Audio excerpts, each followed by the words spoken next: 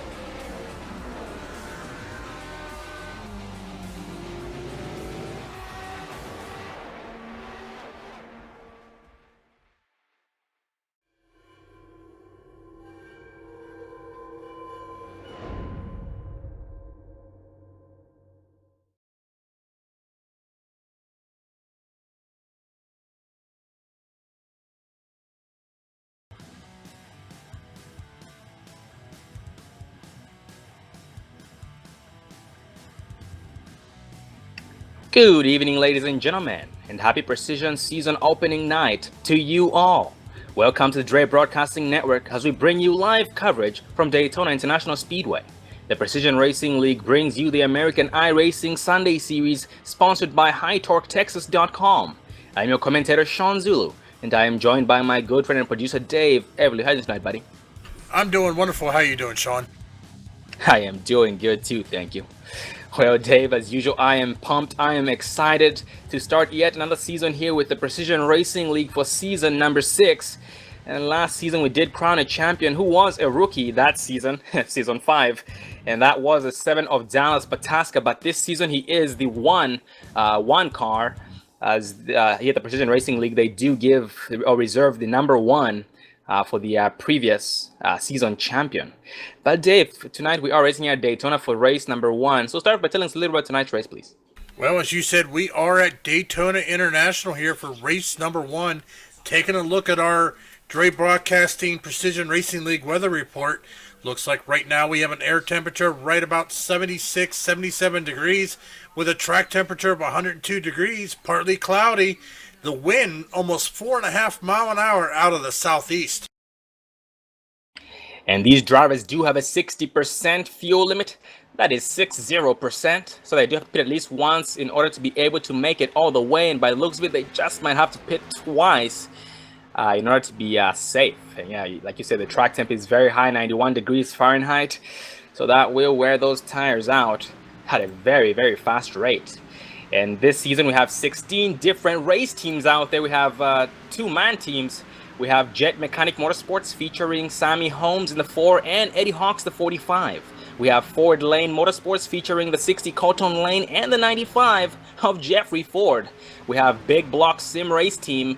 It has two new drivers, featuring two new drivers here. We have Christian Antonio in the 49 and Mike A. Taylor in the 813. We have DM Racing Team. We have Danny Duchesne in it. That's 27, Danny Duchesne from last season. And the driver we missed last season, that was the 43, or that is the 43 of Trip Morton, but he is back here partnering up or teaming up with the 27 of Duchesne from DM Racing Team. We have QC Motorsports, that is Charles Paradis 666, and the 17, a new driver as well, Jeremy Berthiaume. We have Underdog Motorsports, James O'Brien in the 88, and the 654 of Josh Conker. We have Champs with Mercy, that's Jean-Francois Champagne in the 13, and Patrick Mercier 93. And Patrick Mercier as well is a new driver, a new addition to the series. We have Lit Motorsports, or LIT Motorsports, featuring John LaBeouf in the 911 and the 21 of Trevor White. We have Wrangler Motorsports, that features the 8 of Steven Aguiar and the 5 of Jason Ashby. We have Damp Motorsports, or DAMP Motorsports, featuring the season champion from last season, the 1 of Dallas Pataska and the 9 of Austin Moore. Flat Out Motorsports, we have the 24 Corey Blevins and the 48 of Markel Murphy. Markel Murphy is a new addition as well to the season. We have Big D's Racing once again. Paul D. Johnson in the 14, still in Big D's Racing, but he does have a new teammate, the 54 of Lance Marsh. We have Gamer Gloves Sim Team, that's Gamer Gloves Sim Team, Chris Perez in the 41, and the 40 of Aaron R. Groskov, who was new last season, but not new this season, so keep an eye on that driver. Voltage Racing, Eric Hopkins in the 72, he is a new driver, that is Eric Hopkins, teaming up with the 3 of Dale Robertson from Voltage Racing. C&E, that is C&E Motorsports, featuring the 28 Eric Roberts and the 23 of Craig Hawkins. Craig Hawkins, a new addition to the series this season. And Misfit Motorsports, that is Misfit Motorsports, Stephen Mattox in the 6 and the 59 of David White, and that does round up all the drivers here. That is two-man teams, 16 different teams out there. That means 32 cars, 32 opponents. Yeah, that is basically the nicest way to put it. As right now we are under qualifying mode, and we have a new driver on the pole. Well, not a new driver, but he is a veteran, an amazing driver. The 654 Josh Conker in first place, 17 of Jeremy Bertholm in second place, as these guys will be gridding up here shortly. So we are going to give them a few seconds before we go down that list.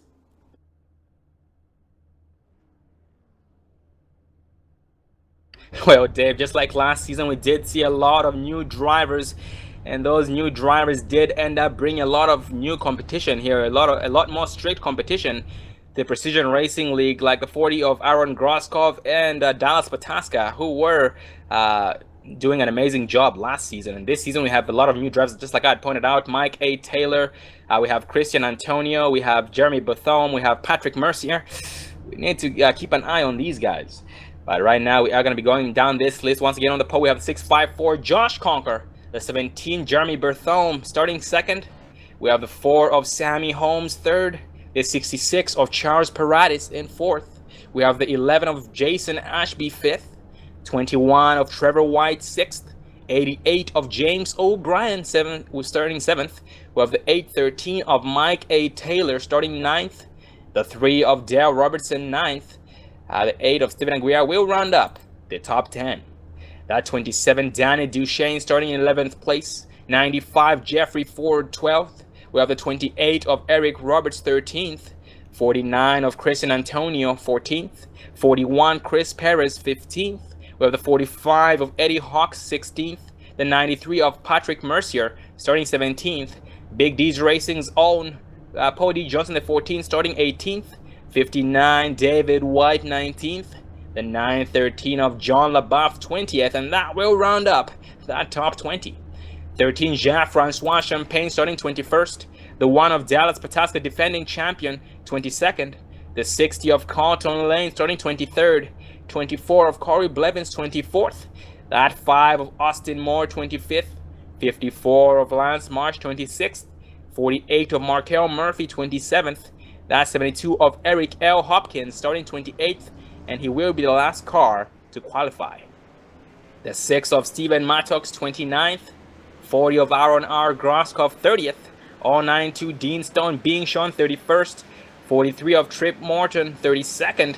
And a new driver here who will round up or bring out the rear of the field. 23 of Craig Hawkins in that 32nd position. Looks like the 092 Dean Stone is not racing. But right now, here we are now. We're going to be rolling off here behind that pace car as these guys try to catch up to being led by 654 Josh Conqueror, 11 of Jason Ashby right behind him, as we do have a few changes here in the top 5, as we had some drivers like 4 of Sammy Holmes decide to start in the back after qualifying in that 3rd place spot. Well, Dave, a long way to go, 95 laps, 60% fuel limit. Anything's possible. Yeah, anything's possible. These guys are going to be within inches running at 190 plus mile an hour here at Daytona International. It's nice and warm out. The track's hot. The sun is sunny. It's going to be a great race here at Daytona.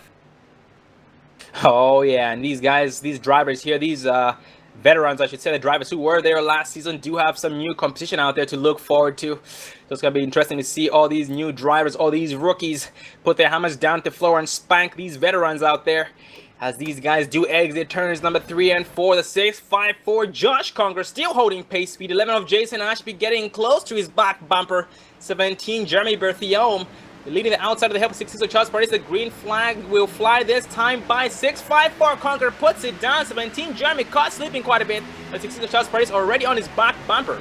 11 of Jason Ashby pulling the 3 of Dale Robertson. Got a bump on the 654 Conger. Nope, he gets out of line, goes high to get ahead of the 17 of Jeremy Berthiaume, and he'll take off the lead of the outside line and leave the 654 of Josh Conqueror to be pushed by the 3 of Dale Robertson.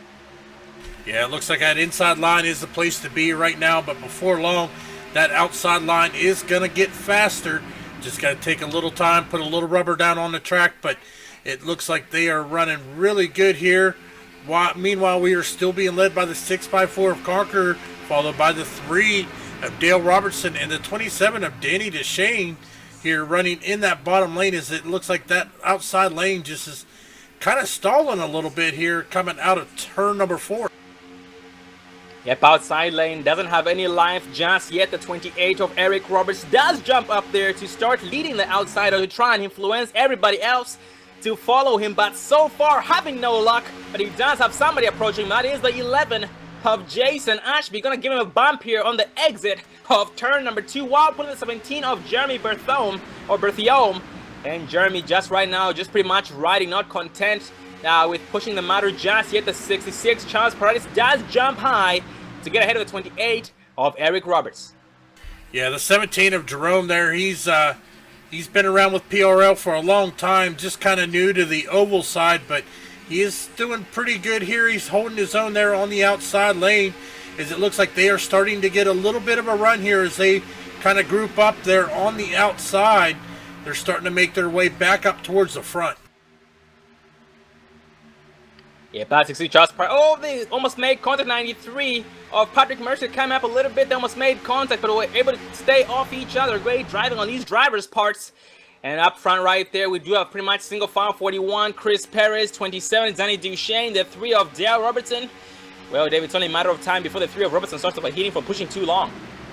Yeah, that's another thing about these plate tracks. These drivers got to worry about their temperatures. We see the 11 of Ashby go almost up outside of the wall as he got a little loose, but they have got to keep an eye on their temperature gauge because they got to get some fresh air, because these cars will overheat. These guys do not have any backup cars, so once that motor blows, they're going to be down on pit road a long time trying to get that fixed. Oh, absolutely, Dave. And yeah, from experience, these B cars, these Xfinity cars do actually blow up quicker or faster compared to the trucks and the A cars when they do start blinking those gauges. So yeah, these guys do have to pay extra attention, be extra on their toes to try and avoid having to suffer the consequences of having a blown motor, just like you said, staying on pit road for a very long time, and the pit crews most likely won't even be done by the time the race is ending. And that 3 of Robertson there on the inside line trying to peek out to get some air into that motor. He is keeping a distance between him and 654 of Josh Conquer, allowing some air from that bottom and the high sideline. He does try to go high, but 60 shots per squat comes up with a big run on the outside of the help of the 28 of Eric Roberts. Well, Dave, the outside line is starting to gain some life. Yeah, it takes a few laps for that outside lane here as we are watching from the Goodyear blimp view here, looking down at these cars, bumper to bumpers, door to door. These guys are putting on a good show here. 95 laps. We have 91 laps to go here as they come into turn number 3. We have a lot of new drivers, especially up towards the front here. It's going to be exciting to see, especially when the green flag pit stops start kicking in. And speaking of those green flag pit stops, with them having a 60% fuel limit, that is 60%, that would mean, I believe, the pit window opens between lap 20 through 30. So it's safe to say, maybe I should say 25 through 30. So yeah, here shortly, not really shortly, but here in the next 19 laps, we just might have to start seeing some green flag pit stops. So these guys will have different strategies as usual to try and outsmart their opponents. And Dave, since it's a super speedway, we are going to be seeing a lot of drivers pitting in packs. You definitely got to pit in a pack here at Daytona, Talladega. You need that draft, or otherwise, if you're by yourself, you are just going to fall off pace, and you're going to get lapped in no time. Because looking at the time, these drivers are doing 196, 198 mile an hour here into the turns, especially since we're too wide, at least 10 to 15 cars deep. So, we've got a lot of cars here running too wide. So these packs are definitely eyeballing out here early in the race. Oh yeah, and those guys who run solo, the drivers who run without the draft, basically what I'm trying to say is the maximum speed these guys can run without draft is about 187 miles an hour. But in the draft, they can run 200 plus miles an hour, just depending on how strong that draft is, depending on how many cars they have in line. And up front, Dave, we do have a lead change. The 3 of Robertson was able to clear the 654 of Conquer and takes over that bottom lane lead, while leaving the 66 of Charles Perez to lead on the outside, still being pushed by the 28 of Eric Roberts. But at this point, the 28 of Roberts does not have a cool motor, while the 654 of Conquer does have a cool motor, so the inside line will be the place to be for the next few laps. Sean, this is our 3rd season here with Precision Racing League, and bringing all the viewers out through iRacing.com live, looking at some of these new paint jobs out here. These guys put some time in the off season painting these cars up, as these cars are looking really sharp here tonight. As you said, we are being led by the 3 of Dale Robertson, with the 6x4 of Josh Conquer all over his back bumper, but the 66 of Paratus is just not giving up on that outside. There's a little bit of a gap there between the 4th place car and the 5th place car there on the outside. So they don't really have a huge pack, but they are doing a good job using that side draft, getting that bottom lane slowed down so that they can keep up. Yeah, and Dave, going back to what you talked about, those paint schemes, yeah, these guys are looking very good. Those cars are well dressed, and the one that catches my eye the most is that 28 Eric Roberts, rocking that high torque paint scheme. And HighTorqueTexas.com is the sponsor of the American iRacing Sunday Series at the Precision Racing League, and they do specialize in hydraulic torque wrenches, as we do have a caution here, first caution on lap number 9. We're gonna go back and take a look at who might have been involved in that.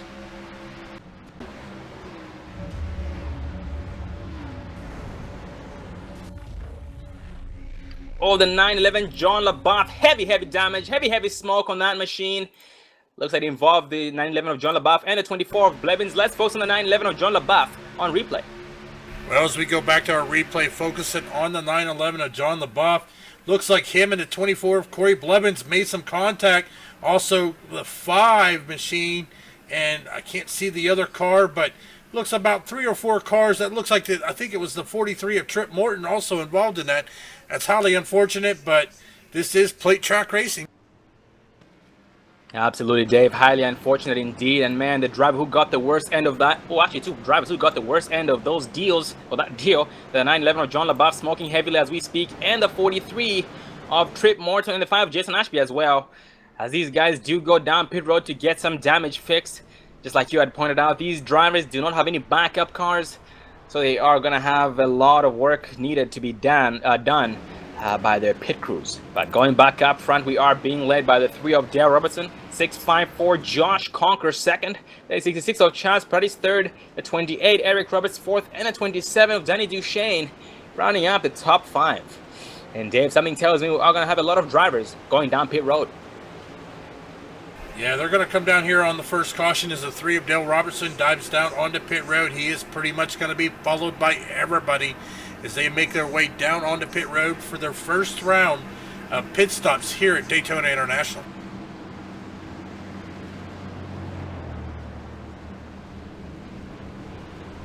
And we'll focus on the 654 of Congress so we can see if he takes 4 tires, 2 tires, or gas only. Her right side does go up. And that left side goes up. He does take 4 tires, the full tank of gas, but he will go from front to mid-pack here in a hurry. He did get overtaken by the 45 Eddie Hawks, the 28 Eric Roberts, the 11 of Jason Ashby, the 3 of Dale Robertson, and the 8 of Steven Aguirre. So he just got overtaken by about 5 drivers right there, going from 2nd place to about 7th place here under pacing. But that does give us some time to get a race interview in. Let's catch up with the 3 of Dale Robertson.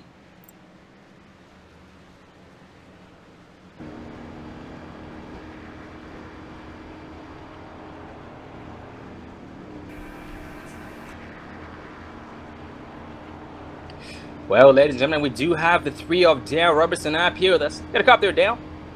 Yeah, I got a copy. How you doing tonight, buddy? I'm doing good. How are you? Doing good too, thank you. Well, Dale, we have noticed you started in the 9th place spot tonight and are currently in the lead. Well, you're being shown the lead, but you're now in 2nd place behind the 8 of Aguiar. They're doing an amazing job so far, and man, last season you did put on an amazing show and tried to give these guys a run for their money. What should you expect from me this season, buddy? I'm going to try to be a little bit more consistent than I was. I started to get consistent more towards the end of the season, and if I'd been able to do it early, I probably would have been able to run for the championship, so my plan is just to be more consistent. Oh, 10-4, Dale. And looking at your stats from last season, you did have about 3 top 5s and finished 5th in points behind that 24 of Corey Blevins. You guys are very, very heavy opponents, and you are doing an amazing job out there, just like I pointed out. But Dale, tonight we might have some green flag pit stops, so this race is going by very, very well. What should you expect during those green flag pit stops? Do you have any specific strategies? Well, not really. I'll just go with the flow, kind of. Whenever everybody else pits will be when I pit. Yeah. Oh, copy that, Dale. Well, Dale, it is good to catch up with you once again. Keep doing exactly what you're doing. You are spanking these guys, and we do look forward to seeing you here, hopefully in victory lane. Have a good one, buddy, and good luck. All right, have a good one.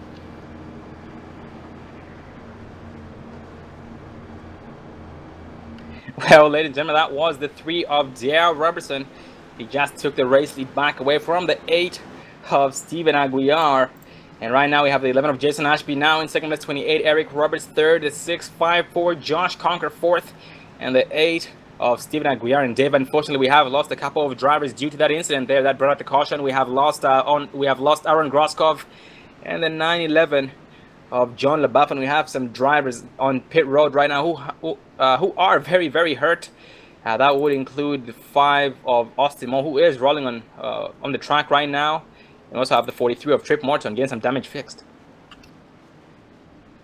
Yeah, most definitely, but the race is still early, so anything could happen here. We're only on lap 12 of 95, coming down to lap 13, so we have about 83 laps to go here as the pace car turns his lights off. We are getting ready to go back green flag racing. They are getting doubled up, ready to get back onto that loud pedal and thunder around this track at 195 plus mile an hour tonight. Hey, and we have a lot of new drivers here moving up into that top 20. We have a 60 of Colton Lane going from 23rd to 11th place at the moment. A 6 of Steven Massox from 29th all the way up to 13th place. 22, or the 1 of Dallas Ptasek from 22nd all the way to 17th. 13 Jean-Francois from 21st. Currently being shown here in the 16th place spot. And some new drivers, or a new driver here in the top 5. 28 Eric Roberts and that 3 of Dale Robertson, who we just spoke to here shortly. Yeah, most definitely so. This will be interesting now that we know that outside line has got some rubber put down, so it is going to be fast. We are going to start seeing a lot of lead changes here. Watching these battles as the 3 of Dale Robertson is keeping it right up with the pace car. The 11 of Jason Ashby is kind of hanging back here a little bit coming into turn number 3 as we are getting ready to go back green flag racing. And we do have that 28 Eric Roberts clutching that sucker in, trying to save some gas to maximize that fuel economy, just so he can be able to push it more than everybody else who will be having to go down period as soon as that pit window opens, or as soon as they do run that tank dry. As right now they do exit turns 3 and 4, going green for the second time. Yes, we keep an eye on that pace car. He is going to make a hard left here shortly, as he is now off of the racing service. The 3 of Dale Robertson gets a good jump there on the start. The 28 of Eric Roberts didn't quite see it coming, but here comes 11 of Jason Ashby. He's got the 6x4 of Josh Conker all over his back bumper here as they are pushing past the 28 of Eric Roberts here into turn 1. Now they are catching up to our race leader, the 3 of Dale Robertson, in a hurry as he has got nobody behind him, but here comes Eric Roberts to give him some assistance, bringing the 66 of Charles Paratus with him. Oh, Dave, that's just the thing here about at a track like this here, Daytona or Talladega. If you do jump the start as a leader and catch everybody else off guard, you most likely will become a sitting duck. Oh, we have the 11 of Brandon Massey goes side. Was that 11 of Jason Ashby? Big wreck. Entering turns number 3 and 4. They do continue piling in there. 28 Eric Roberts involved with 93 involved in that. That is Patrick Mercier. The 3 of Dale Robertson, heavy smoke. 27 Danny Duchesne, heavy damage. 17 Jeremy Bethome. 6 of Cotton Lane. And the 6 of Steven Mattox. Let's go back on replay and focus on the 11 of Jason Ashby. Well, as we go back, we are going to focus on that 11 of Jason Ashby here. I rewind the replay here to see exactly what happened. Looked like he just got loose a little bit, and that caused up a huge pile up, and that collected a lot of cars. Sean, that there is the big one. Oh, Dave, the big one indeed. We could call it the big junk in turn 3. That is very unfortunate for all drivers involved in that. Man, we are going to have a lot of drivers having their nights end early tonight. And right now, going up front, we do have the 654 Josh Conqueror. Heavy damage on the rear end and some damage on the front end as well. We have the 11 of Jason Ashby, 6 of Steven Mattox, the 813 of Mike A. Taylor, 41 Chris Perez, 49 Christian Antonio, the 13 Jean-Francois Champagne, the 72 Eric Hopkins, the 21 Trevor White, the 1 of Dallas Bataska, the 5 of Austin Moore. Holy cow, that is a lot. Every single driver I just mentioned right there has a lot of damage on those machines. So we're going to have only a few drivers with good looking cars out there, or cars that have no scratches whatsoever. As right now, Dave, pit road is very, very busy. Yeah, we did have 2 cars stay out, but as you said, pit road is extremely busy now as these pit crews are going to be put to the test. They are going to be banging and hammering on these cars, trying to get them back out there so these guys can get back racing. Meanwhile, back up front, we are being led by a new race leader. The 95 of Jeffrey Ford is going to be a race leader. He is going to be followed by the 17 of Jerome Bartholomew in second place, and third will be the 24 of Corey Blevins. Having that 95, Jeffrey Ford, amazing driver from last season. Looks like he finished, let's see, he did finish 19th in points, having won top 5. He was involved in almost every single wreck that had a bad season. This season, something tells me he is determined to change that, to try and stay ahead of every single incident there's gonna be, so he can be able to stay in it to win it. And speaking of Jeffrey Ford, let's actually get a race interview in with him.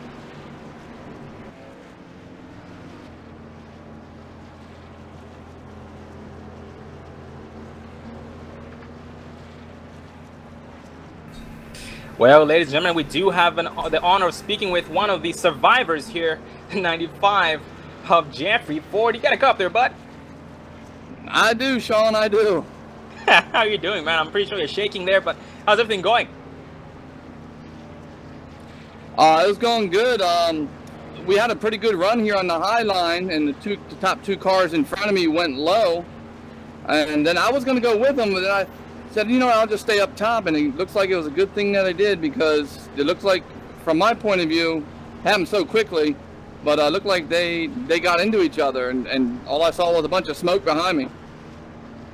Oh, 10-4, Jeffrey. Well, we are glad that you were able to avoid that trouble right there and keep your car looking very, very clean. It's a very, very good looking Ford Mustang.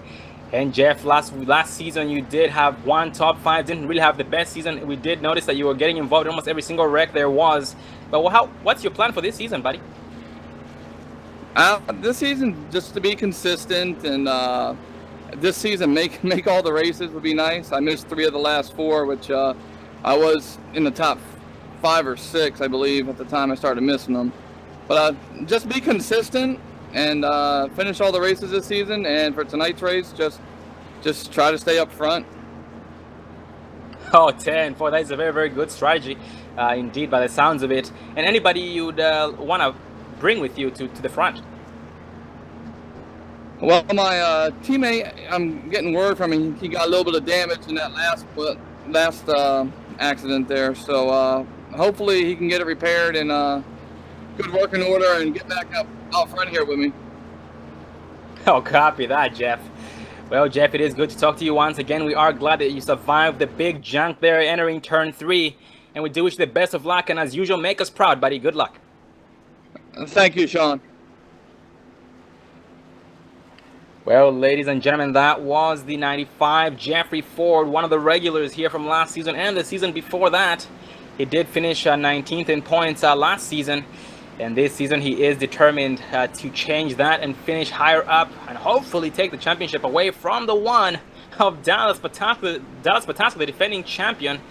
And Dave, because of that big wreck that we had so far, we now have only 17 drivers on the lead lap, and the 17th driver, the last driver on the lead lap is the 13 of Jean-Francois Champagne, who does have some heavy damage on that Chevy Camaro.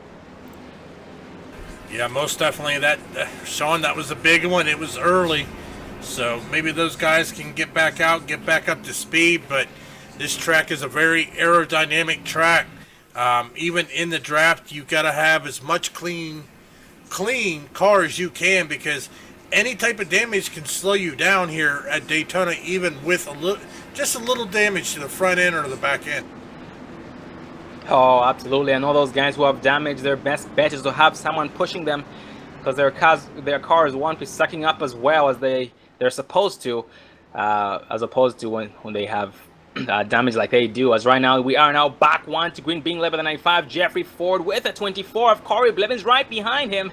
So now we have, let's see, that's 4 new drivers in the top 5. 95 Jeffrey Ford, the 24 Corey Blevins, the 48 of Markel Murphy, the 14 of Pody Johnson as well. All these drivers coming all the way further back in the pack. The 95 Ford from 12th, 24 Blevins from 24th, the 48 Markel Murphy from 27th, and the 14 of Johnson from that 18th place spot. As right now we do exit turns number 3 and 4. These guys holding pace speed 80 miles an hour. Gonna be going green this time by. Let's do it.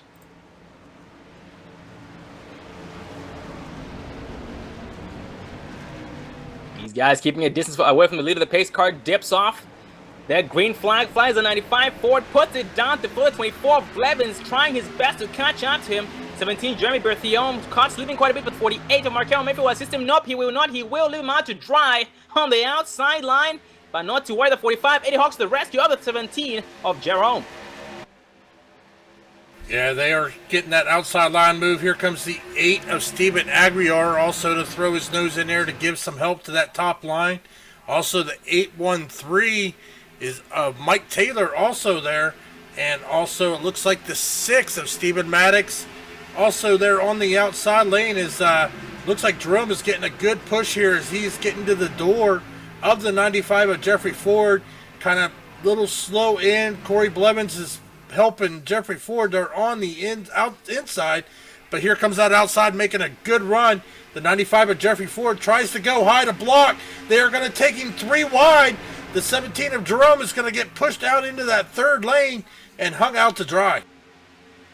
45 Eddie Hawks deciding to push the 95 of Ford, dumping the 17 of Jerome, who then falls back in line to avoid losing more spots than already lost. But right now, Jerome does have some pressure from behind, or some drivers coming to assist him. It's the 4 of Sammy Holmes on his rearview mirror in his back bumper, and the 8 of Aguiar on the outside line, who will be getting some assistance here shortly from the 54 of Lance Marsh.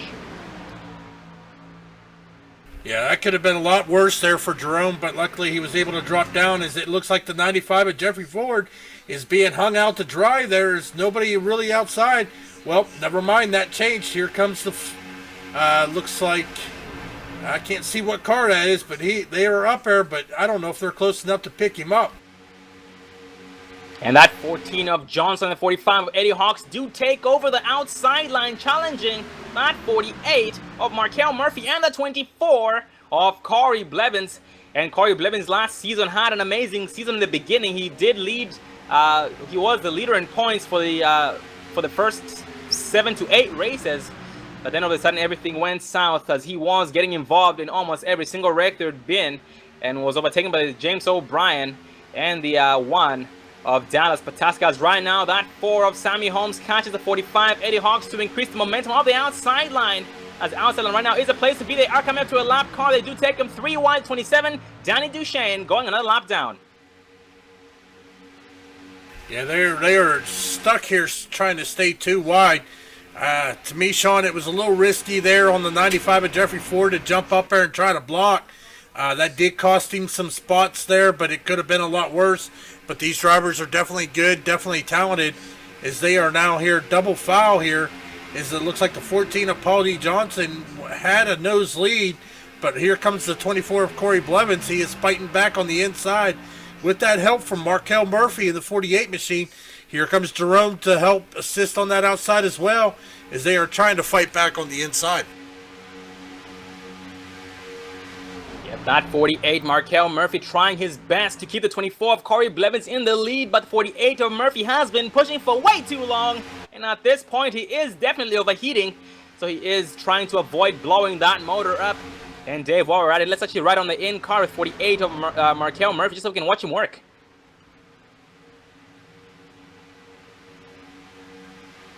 You do see him right here in the back stretch, very solid on the back bumper of the 24 of Corey Blevins, but then he does lift a little bit entering the turns here to try and see that, to try and have enough room to see that yellow line to avoid being blind and tapping it, because if you do tap that apron while doing 195 miles plus an hour, or your foot down to floor, it is a recipe for disaster. As right now he is still doing an amazing job and takes the 24 of Blevins back into the lead, as that 14 of Johnson on the outside line trying his best to take it away.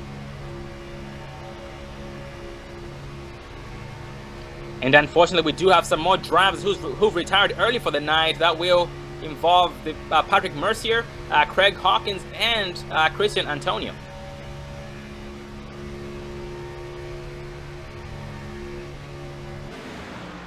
Oh, the 17, Jeremy Getz taps at the apron, entering turn 3. Everybody behind him does back off to let him have enough room to save it. And he does save it successfully, and they will get back up to speed, trying their best to catch that 48 Markel Murphy to assist him with helping the 24 of Blevins maintain that lead. That 45 Eddie Hawks right now, Dave, as well, is now overheating and is now backing off that 14 of Johnson to try and cool that motor. Yeah, as they go around a lap car there, they make it around him as he went high, let that lead pack go. It looks like 14 of Paul D. Johnson's using a little bit side draft to help keep him up there, but here comes 45 of Hawks again to give him some more assistance. As we said, these guys got to watch their temperatures. They have to be careful that these engines do not blow. They got to get some fresh air in here. And meanwhile, here comes the 8 of Stephen Aguiar on the inside to help give some more push to that bottom lane here. Now the 48, is he going to stay down, or is he going to jump and try to help that outside and take over the lead? And Dave, further back in the pack, we do have the 654 of Josh Conker. When that caution came out, or before the caution came out, he was second on the bottom lane behind the 11 of Jason Ashley, but he was involved in the incident that brought up the caution. So right now he does have some rear end damage on that Chevy Camaro, and is catching the 54 of Lance Marsh to start bump drafting so they can be able to catch up to the 6 of Steven Mattox and the 95 of Jeffrey Ford. Yeah, they're going to have to work together if they're going to get up there and catch that lead pack, because that lead pack is running real fast, but they're not too far back. They have a good chance of catching that draft again and getting back up there. As we see 66 there get a little loose, get outside of that draft, or actually he just got lapped here again. He is now one lap down as this lead pack is just blazing around this track. And Dave, by the looks of it, our leaders do have, well, not really the lead, the top 5 right now. The 24 Blevins, the 14 Johnson, the 48 Murphy, 45 Eddie Hawks, and that 17 of Berthy Ohm. These drivers have about 16 to 17 laps on their tires, so they will have to pit here in the next, I should say, 5 to 10 laps before they run their tanks dry. So we should expect some green flag pit stops here shortly. Yeah, as I always say, Sean, I love the green flag pit stops. I love the strategy of them. Watching these guys go from 195 plus mile an hour down to 60 mile an hour so they avoid getting a speeding penalty. It can be real tricky because if you get into too much brakes, that will cause your car to break loose and you will spin around there on the entrance of pit road.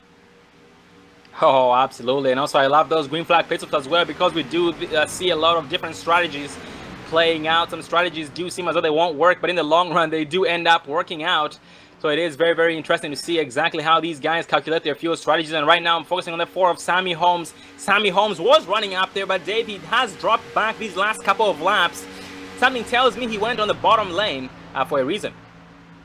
Yeah, Sean, I noticed that he kind of got a little out of shape, got sent up high and kind of drifted back there. So, but as we see, looks like the 28 car there is coming out of pit road, I do believe. Let me take a look here.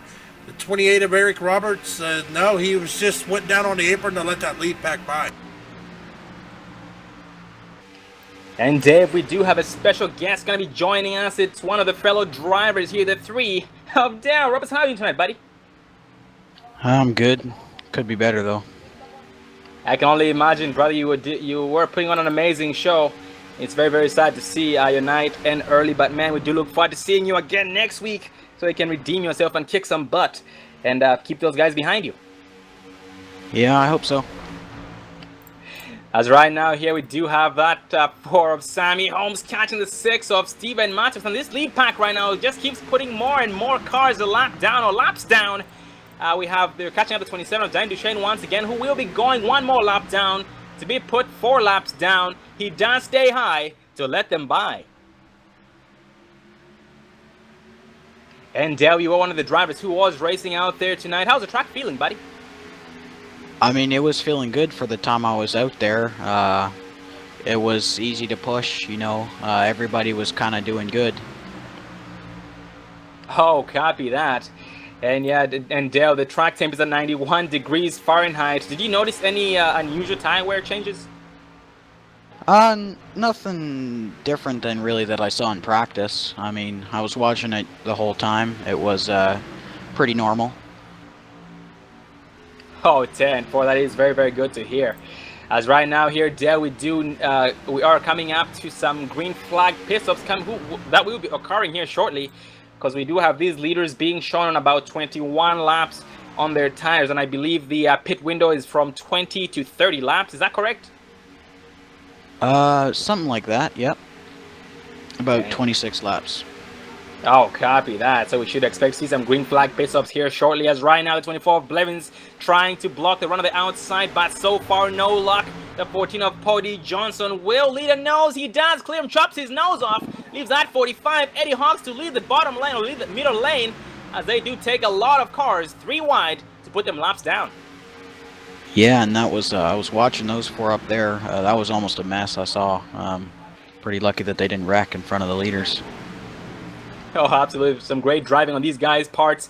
And those guys who are going laps down to the 21. Trevor White, the 1 of Dallas Pataska, and the 59 of David White. These guys do try to get hooked up at the 21. Trevor White does have heavy, heavy damage, so he won't be able to keep up. And they will pull away from him slowly but surely.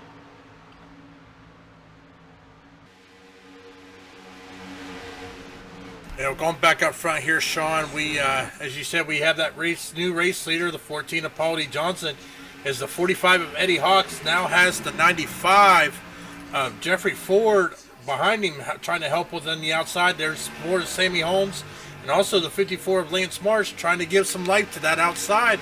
But I don't know if those four will be able to keep up with that 5-car pack down on bottom, but they are doing a good job. They're not losing. These guys are going to start getting ready for some green flag pit stops. Oh, yeah, and they're now catching up to some lap traffic, some more lap traffic here. Looks like that will be the 66 of Charles Paradis and the 88 of James O'Brien, who do stay high to let the faster traffic by. No harm done. Great job by these drivers, as now they do try and get back up to speed. But both drivers, Charles Paradis and the 88 of James O'Brien, do have some massive damage on those machines, so they won't be able to keep up to full pace. Meanwhile, back up front, the 48 there of Murphy is doing a real good job there, staying behind Corey Blevins. They're leaving a little bit of gap. They're not really bump drafting too much here. They're just kind of riding here. As we said here, we are now 62 laps to go, coming on 61 laps with 35 laps complete here at Daytona International. And so far, we're showing about 13 drivers on the lead lap. And the last car on the lead lap will be the 5 of Austin Moore, pushing on the 41 of Chris Perez further back in the pack, actually 30 seconds behind that lead pack. As right now, we do have one driver right in the apron. That's going to be 28. Actually, that's the 813 of Mike A. Taylor, who is going to be going down pit road this time by for some green to pit in. He does have some heavy damage on that machine as well. Yeah, I'm not sure if that motor blew or if maybe he ran out of gas, but he is going real slow here on the entrance. He has already got it down under 60 mile an hour, so he may be just coasting, as I thought I seen some smoke coming from his car, but he is going to make it down onto pit road. Yep, actually, yeah, the car was sputtering, so he most likely did run the gas, and right now it is very silent as he pits in to get a little bit of service on that machine, because that right side is not looking too pretty. And hopefully his pit crew have enough time to beat that thing out so he can be able to get back out there and put some more laps down.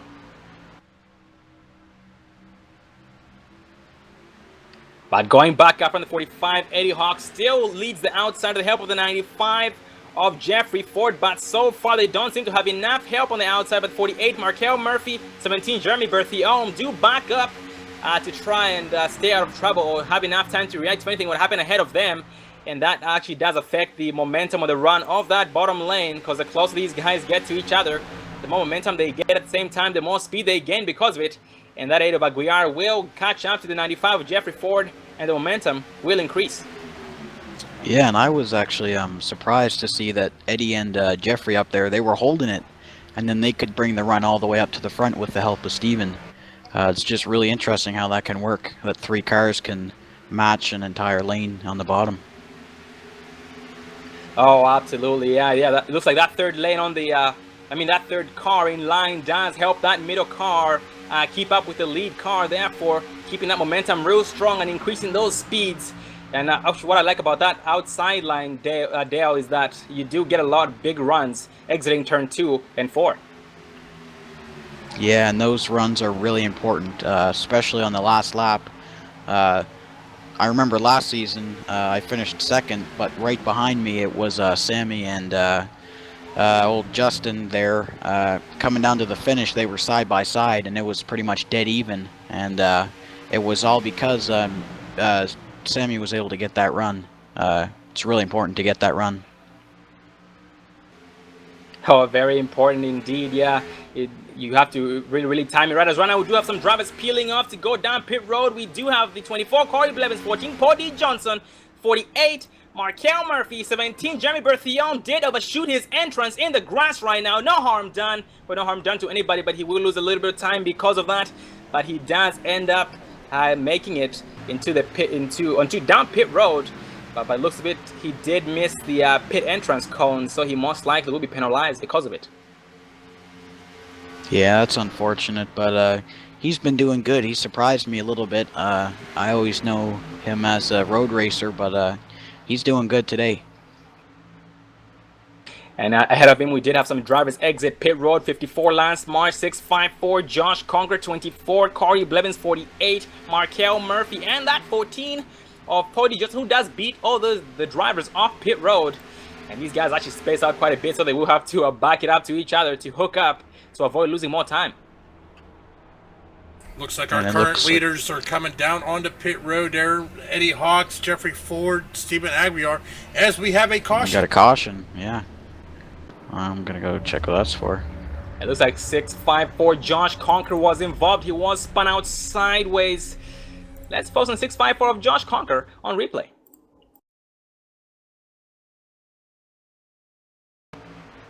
Looks like he got down on that apron there, coming out of the turn, or coming, I think he was coming out of the pit, just got loose, got spun around there, and unfortunately it spun around back on the track, causing the race officials to throw the yellow flag.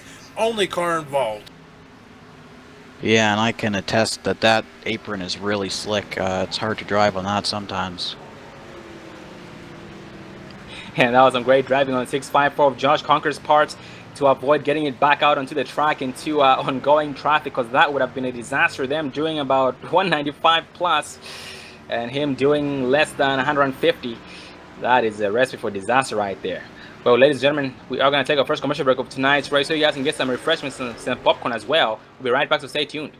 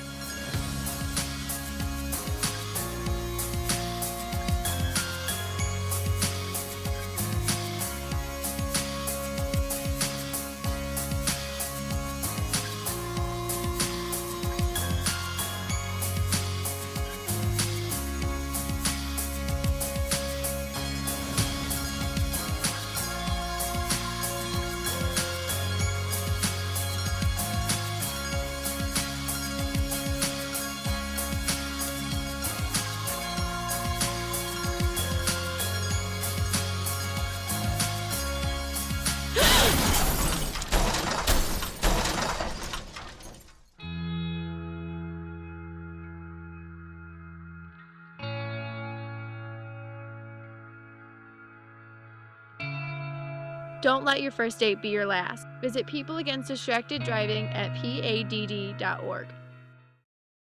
Drivers, start your reading. Motor Sim Racing Magazine is the first and only magazine dedicated to sim racing. Every month we'll be covering the hot topics around the world of sim racing. So if you're looking to be in the know, go to www.motorsimsracing.com.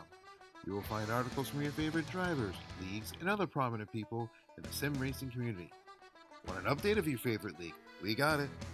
Want to learn the basics on finding a perfect league for you? We got it. Want to know more about how leagues are run? We got it. So remember, when you want to know what's going on in the sim racing world, go to www.motorsimracing.com.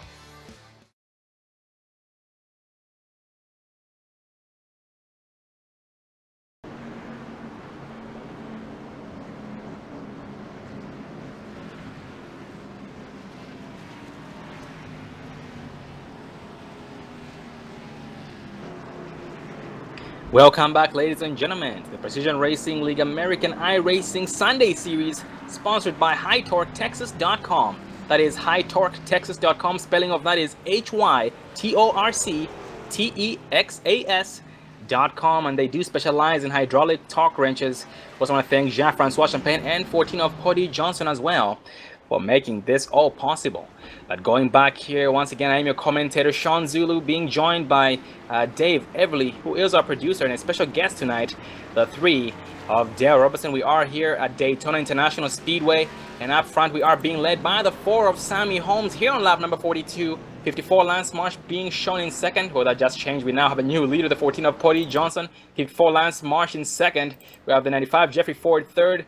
8 of Stephen Aguiar in fourth. And the 45 of Eddie Hawks, who will be shown in the top 5. And at this point, we only have 12 drivers on the lead lap, and that 17, Jeremy Bethome, was able to get that lucky dog by the looks of it, and he's now back on the lead lap.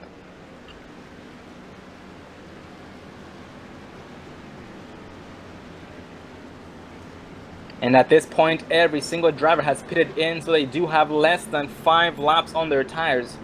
Or the driver with the most laps on his tires would be we have 2 drivers.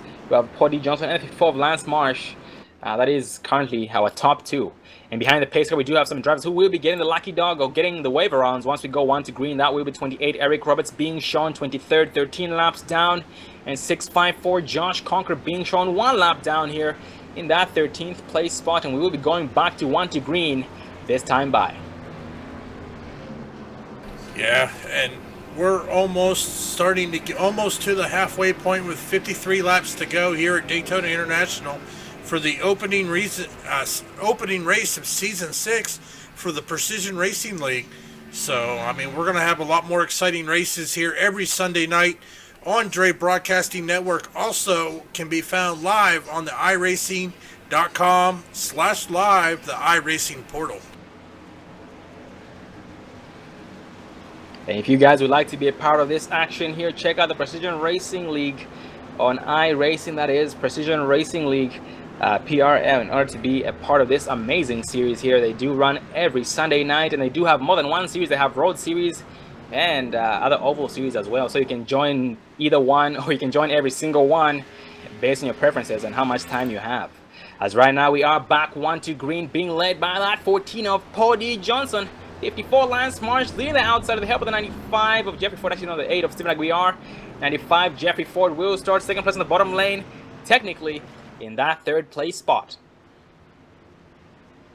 Yeah, we got, as you said, the 54 Lance Marsh is going to be leading that outside, as he's got the 8 of Stephen Aguiar right behind him.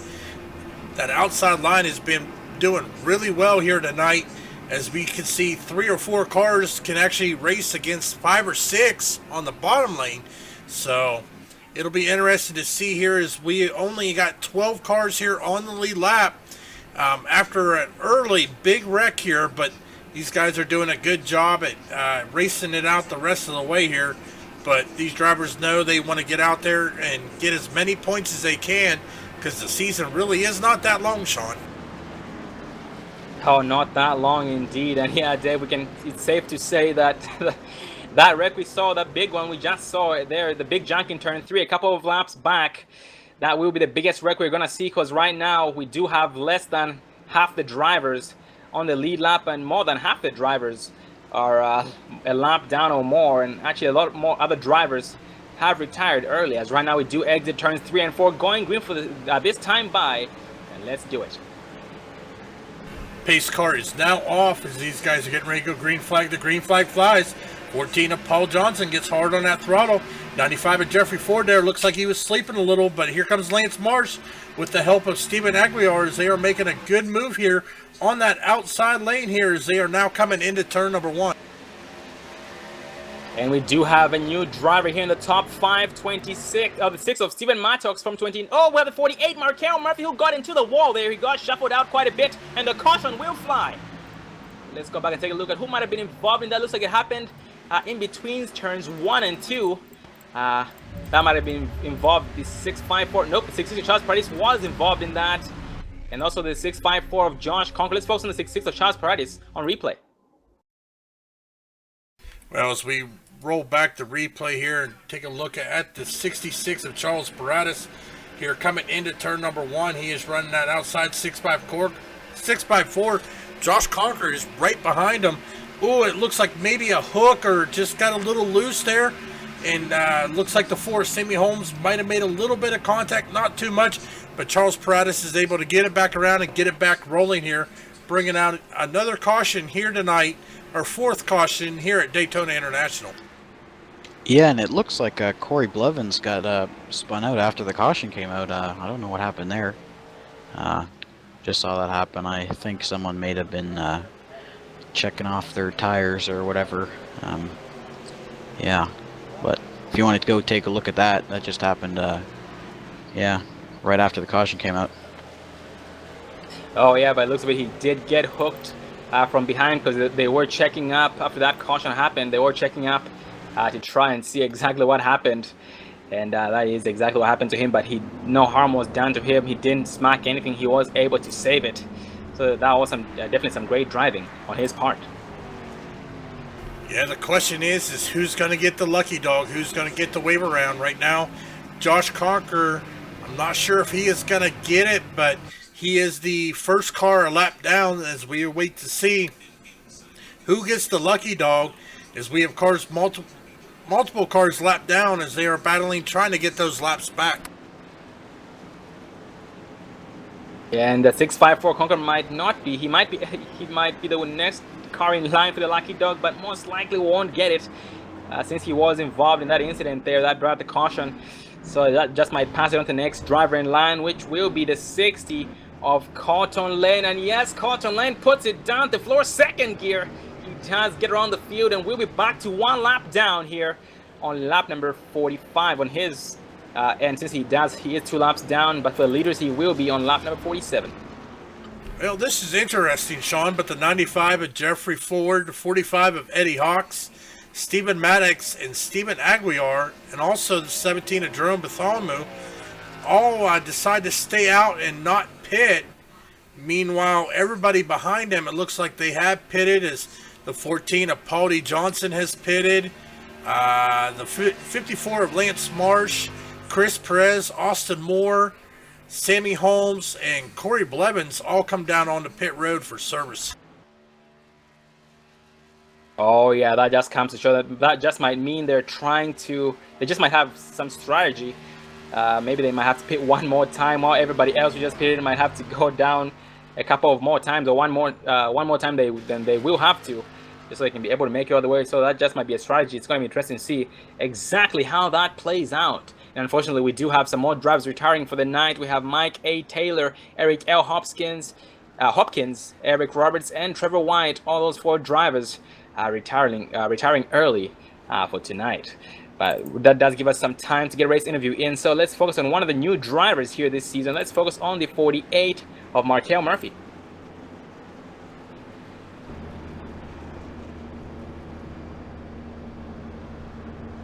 Well, ladies and gentlemen, we do have a new driver, new addition this season, the 48 of Markel Murphy. Get a cup there, Markel. Yes, sir. I got you. How you doing tonight, buddy? Ooh, say it again for me, bud. You're kind of scratchy. Oh, saying how are you doing tonight? Everything is good. Just trying to stay out of trouble and make it to the end. Oh, copy that, Markel. And Markel, we did notice in the very beginning you did find yourself there into the top 5, but then got shuffled back after you went down to pit road. How's the race going so far, buddy? I'm liking it. It's a bit wacky out here, but it's typical Daytona. Oh, 10-4. And from what you've been seeing there with all your competition around you, do you think you have what it takes to bring this thing home and spank these guys? Oh, for sure. You got a lot of people working with other teams out here and everything, so you never know what could happen. Well, we just want to check in with you. You are a new addition here this season, so we do look forward to seeing you give these guys a run for their money and hopefully steal it away from the one of Dallas Pataska, who is the defending champion. And final words, buddy, before I let you go.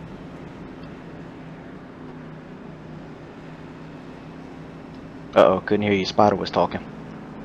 So I was just saying, any final words before we let you go, buddy? Oh, just for all the fans out there, enjoy this finish. Because not too much longer to go, but it'll be exciting. Good luck to you, buddy, and make us proud. Thanks, man.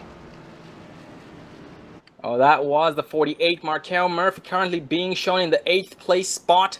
After starting in 27th, he has made his way. He was in the top 5 early on, but did get shuffled back after pitting in here under this caution. As right now we are still being shown 2 to green, and most likely we'll be back 1 to green this time by. Well, Sean, taking a look here, we have 47 laps to go as we hit the halfway point here at Daytona, which means these guys that pitted this last caution will only need maybe 1 more pit stop. Actually, I think even with the guys that didn't pit, if we stay green, they will require at least 1 more pit stop to be able to make it the remainder of the race. Yep, 1 more pit stop does sound right by the calculations here. So yeah, we are gonna see. So, and Dave, for those guys who stayed out, the benefit of them staying out is that they will have to take, I mean, they can take less gas, which means less time down pit road, and more time with their hammers down the floor compared to those guys who... Actually, no, that doesn't make sense. The guys who stayed out will take more gas, while the guys who pitted in will have to take less gas. So, by the sounds of it, by the looks of it, it just might benefit the guys who just pitted in. Well, I mean, anything's possible. It just depends if we stay green or not, Sean. It just all depends. Depends if they're going to take 2 tires. They may not even take tires. They may just came down and get topped off and get back out there. So it'll be interesting to see when they pit, if everybody's going to come in at the same time or how this is going to play out. But they are now coming here through turns 3 and 4, ready to go back green flag racing here as they are side by side, itching to get back on that loud pedal. And that 6 of Steven Mattox does have some rear end damage on that machine. He has been doing an amazing job despite having that damage, so he most likely will be still able to keep up. At the same time, the driver behind the 5 of Austin Moore does have some damage on the front end. The pace car does dip off the 95 of Ford, does not hesitate. He does abuse that gas pedal. The 6 of Mattox does see it coming. 45, Eddie Hawks costs him quite a bit, but has a chance to fall back in line behind that 6 of Steven Mattox and that 5 Austin Moore, the 14 Paul D. Johnson, 54 Lance March, 48 Markel Murphy, all getting up to speed as we speak.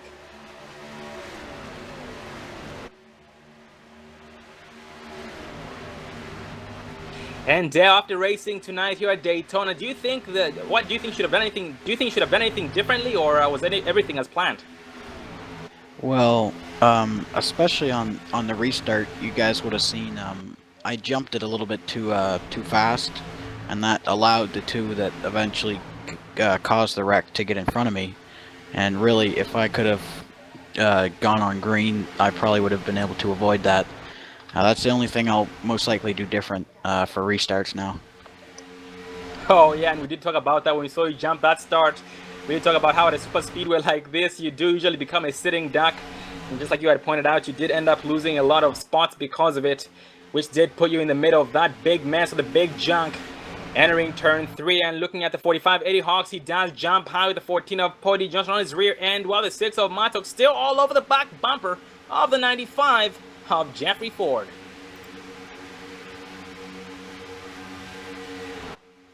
And Dave, let's ride with the 6 of Mattox just so we can watch him work.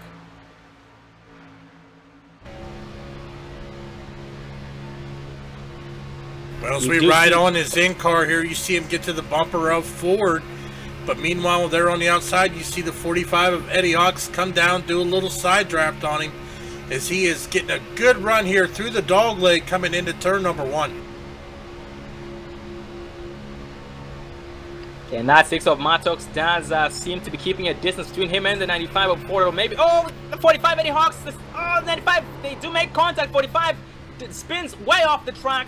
14 Johnson was able to avoid that. 45 Eddie Hawks is spun out on the apron. The caution will not fly, as that did happen off the racing surface. We are going to go back, take a look at our instant replay there, following the 45 of Eddie Hawks, to see if we can see exactly what happened there. We are going to take a look at it from our blimp view here as we are following the 45. He gets a little close. Oh, the 14 of Paul D. Johnson just got his nose onto the inside. Kind of hooked him, had nowhere to go as the 45 kind of went high. But luckily the 45 of Eddie Hawks did not hit a wall. So he has sustained no damage. But as we go back green flag racing, he is trying to get back up to speed. So I think that is one driver right now that is going to be praying for a caution to get caught back up. Oh yeah, and if this thing does go green, he will go a lap down in no time due to that speed difference. Just like I pointed out, the drivers here in the draft are running about, I should say, 190 plus, while the drivers who are not in the draft, like 45 Eddie Hawks at the moment, those drivers run about 187 miles an hour since they don't have draft, and that is the max speed they can go.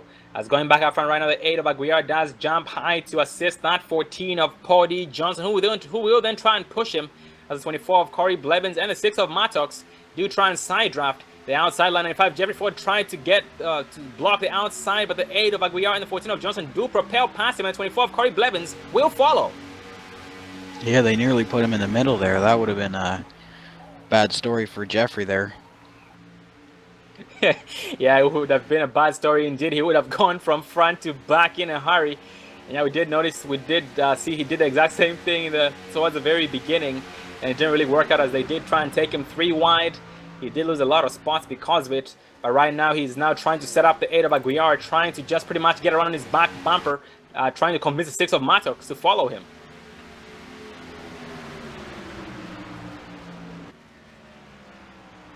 And these leaders do get around some lap traffic. They do get around the 27 of Danny Duchesne.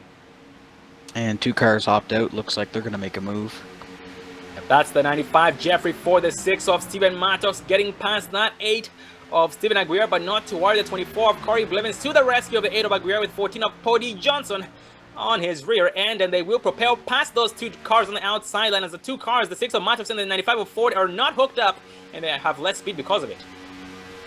Yeah, and they also got the 41 of Chris Perez there down there on the inside. He is also helping there right behind Lance Marsh, but looks like we have right now we've got a 7-car battle here up front, as it looks like the 95 of Jeffrey Ford is going to be left out as this 6 of Steven Maddox jumps down into that inside lane, but there was enough room. Jeffrey Ford was able to jump down in front of me.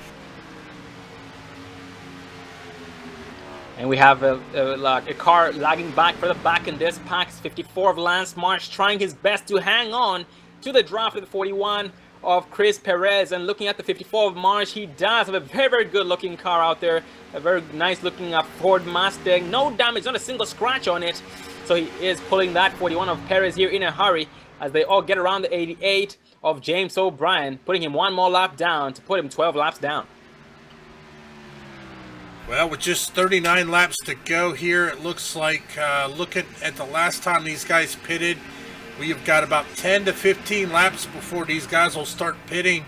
That'll put them just inside the pit window, so it looks like this is going to be a 1 more pit stop race here unless the yellow comes out. Yep, and we have a lot of drivers, like I pointed out, a lot of drivers looking forward to having another caution just so they can all get bunched up and they can all avoid going more laps down or going a lap down if they're still on the lead lap. Like currently we have the 45 Eddie Hawks being shown 39 seconds behind the lead pack and also being the last car on the lead lap, and he has nobody to push him. Right now he is pushing about 176 miles an hour max speed as he exits turns number 2, or turns number 1 and 2 there, as his speed does increase, but will get nowhere close to 187. So he will be pushing about 178, 179 on the backstretch. Yeah, and he's got to watch his rearview mirror because here comes that lead pack in a hurry as he moves high up next to the wall on the outside lane. He's just going to ride up there, let these guys, and I think what he's going to try to do is drop down and catch their draft as they go by, just to be in spot for a lucky dog if yellow does come out. And Dave, focusing on his car, 4580 Hawks, he does have some damage on the front end of that machine. It definitely is really affecting the top end of that car. He does try and fall in line, like he pointed out, behind that 54 Lance Marsh. But Lance Marsh is doing about 195 miles an hour, 196 now, and increasing, while the 4580 Hawks is doing 186 miles an hour, which is 10 miles slower.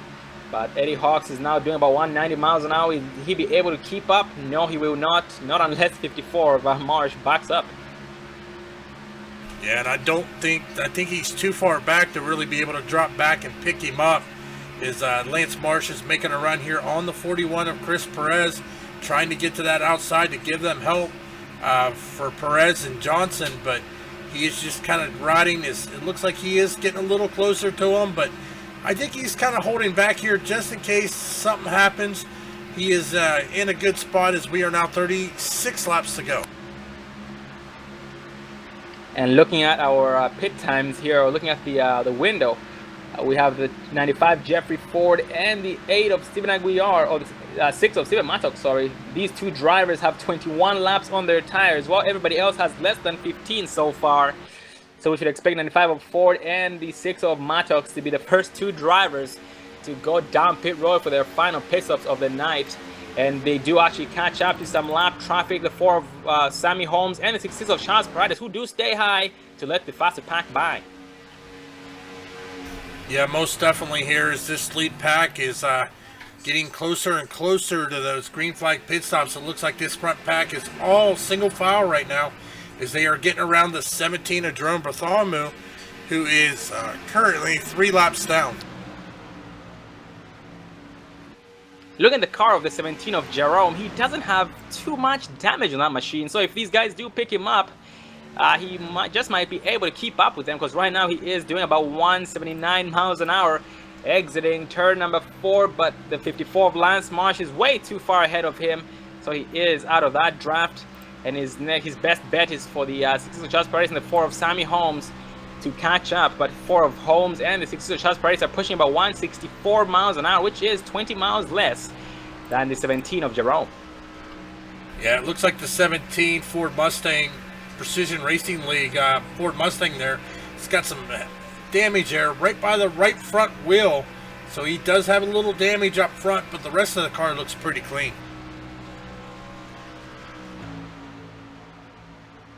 And going back up front, these drivers do go pretty much single file. We do have the 8 of Aguiar in the lead with the 24 of Corey Blevins right behind him. 95 Jeffrey Ford getting close to 24 of Blevins, but not applying any pressure, so something tells me he is starting to set himself up for those green flag pit stops. In line, he has the 6 of Stephen Mattox, the 14 of Johnson, and that 41 of Chris Perez, the 54 of Lance Marsh, lagging back in the back. Going a little further back here, back to the 45 of Eddie Hawks, who is the first car lap down. He has 2 cars riding behind him, trying to catch up to him. That looks to be like the 66 of Charles Paratus and the 4 of Sammy Holmes. Question is, will they pick him up and try to keep him out front here, as we are now 33 laps to go here at Daytona International.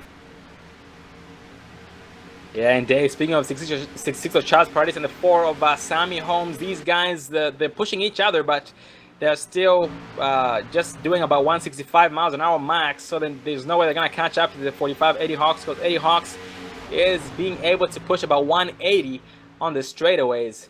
So Eddie Hawks right now, his best bet is just to get a caution like you had talked about, just so he can be able to get his lap back with that lucky dog. Well, Sean, I just noticed something interesting. There's only 29.5 minutes left in this race, which means I'm not sure they're going to be able to do the full 95 laps. I think they're going to run out of time and have to end this race early due to the time restraint.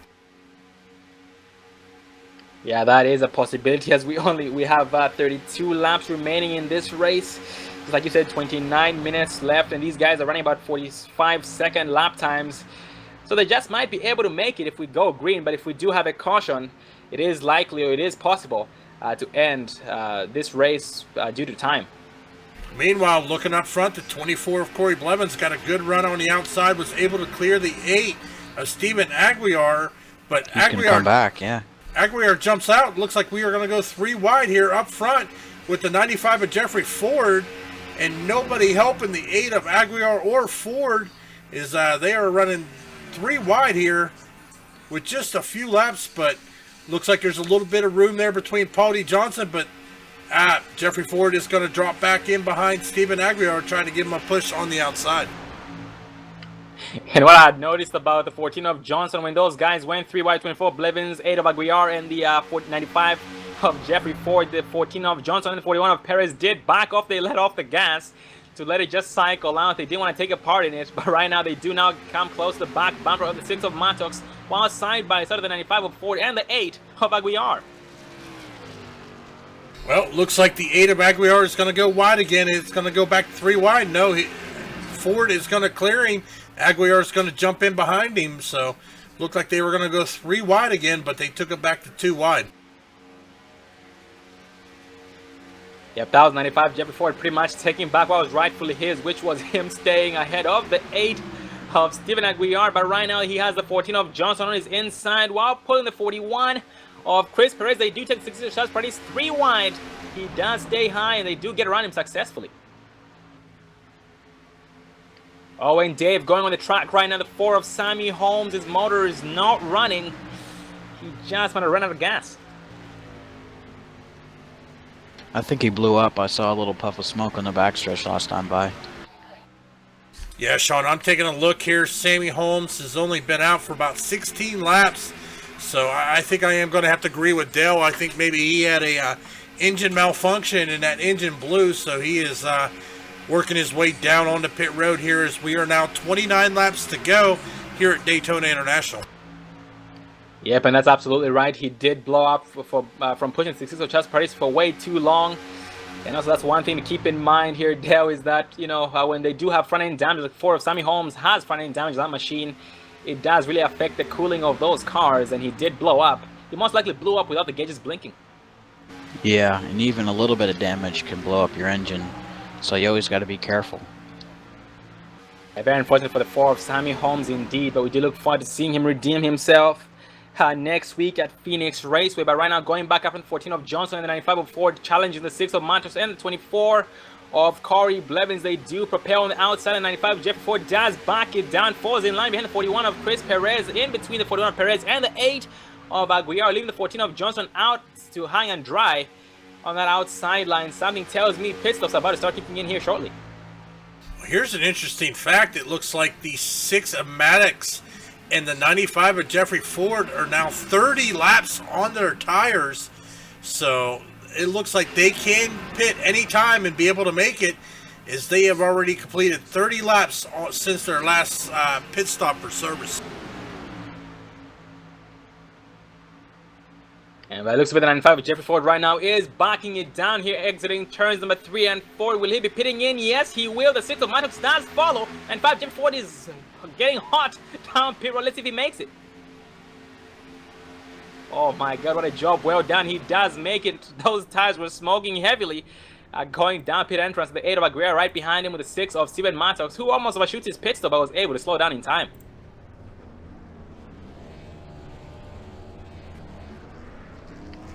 And that does give the race lead over 24 of Corey Blevins, who is being challenged by the 41 of Perez and that 14 of Johnson, while pulling that 54 of Lance Marsh. The 24 Blevins will go from first place to fourth place here in a matter of turn 3. That 54 of Lance Marsh does brush that wall, but stays off of it, and no harm done.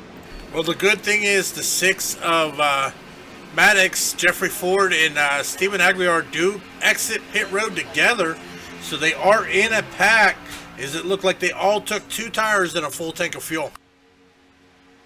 Oh, speaking of Aguirre, he did get very, very loose, like 654 of Conquer there on the apron, but he was able to hang on to that, and that did give enough time for the 95 of Ford and the 6 to take it away. And Paul got a little bit of a nudge by Lance there. That was, I think Lance is his teammate. That's going to be something interesting. Oh yeah, that did send the 14 of Johnson down the apron. He was able to hang on to it. But yeah, he's going to lose a lot of time because of it. So he most likely will be going down pit road to try and stay ahead of these guys. Everybody else behind him or in front of him are going down pit road. He does have 24 Corey Blevins, 41 Chris Perez, and 54 of Lance Marsh pitting in this time by as we speak. Looks like they all made it down clean. And at speed. Not sure if Paul lost too much time. Slides in there. They're going to do good. Yeah. Oh my, the 41 of Chris Perez had to back up. He overshot his pit stop. Had to back up, and that is going to cost him some time, as it looks like he has taken 4 tires and a full tank of fuel. Yep, and off pit road he goes. He is being shown in the race lead, but he was overtaken. So we're going to wait here for it to update. But we do have a faster pack out there. Just overtook these guys. The 95 Jeffrey Ford in it. The 6 of Matos and the 8 of Steven Aguirre. These 3 drivers very, very fast on the track. We'll most likely get around the 54 of Lance Marsh, the 14 of Cody Johnson, and 24 of Corey Blevins in no time. Yeah, there's a pretty good gap there between the 24 of Corey Blevins and the 14 of Paul D. Johnson. As you said, Steven Aguiar, Steven Maddox, and Jeffrey Ford get around them guys no trouble, as that is going to give the race lead over to the 8 of Steven Aguiar here with 24 laps remaining. Well, ladies and gentlemen, we do have 24 laps remaining in tonight's race, so we are going to take a final commercial break of tonight's race so you guys can get your last round of popcorn and refreshments. We'll be right back, so stay tuned.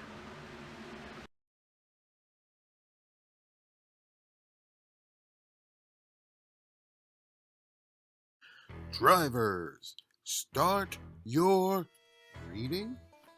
Motor Sim Racing Magazine is the first and only magazine dedicated to sim racing. Every month we'll be covering the hot topics around the world of sim racing. So if you're looking to be in the know, go to www.motorsimsracing.com.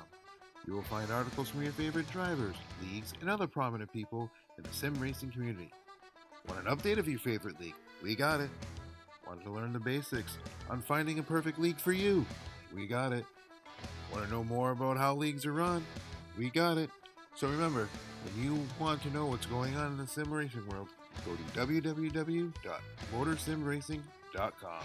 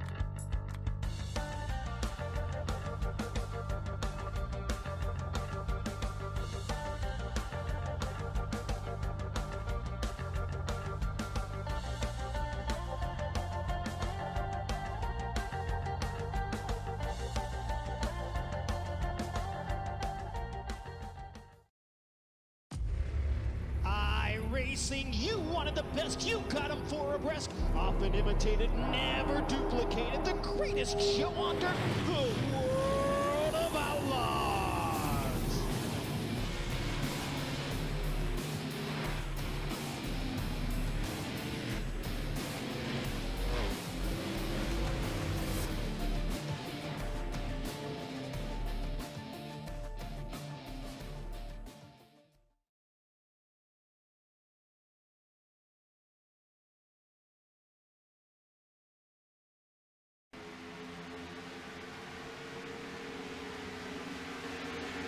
Welcome back, ladies and gentlemen, to the Precision Racing League American iRacing Sunday Series, sponsored by HighTorqueTexas.com.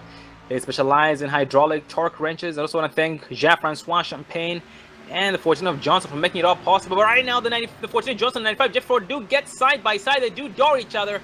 No harm done. 14 of Johnson left side damage. 95 Jeffrey Ford with some right side damage because of that contact.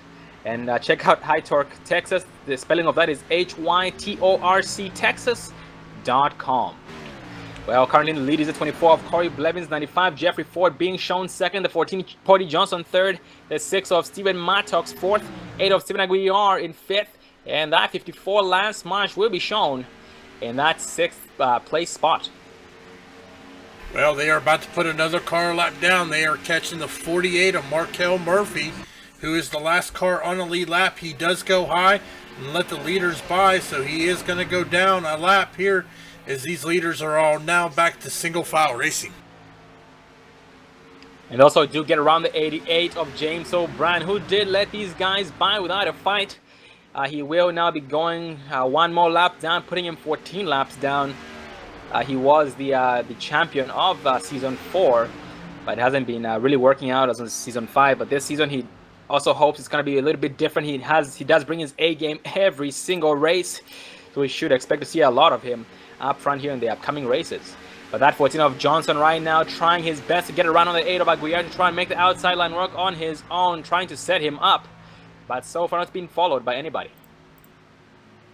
Yeah, I'm sure right now with just 17 laps to go, these guys ain't in too big of a hurry.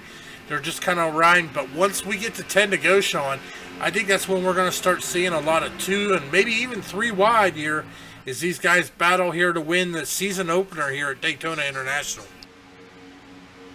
Oh yeah, we might even see some 4 wide action as these guys do try to make a difference here or make the first impression by winning the first race of this season here at Daytona International Speedway. But right now, everybody just pretty much riding single file all the way from 24 Corey Blevins and back to the 48 of Markel Murphy, who was able to hang on to the draft of the 14 of Johnson and hang on to lead pack.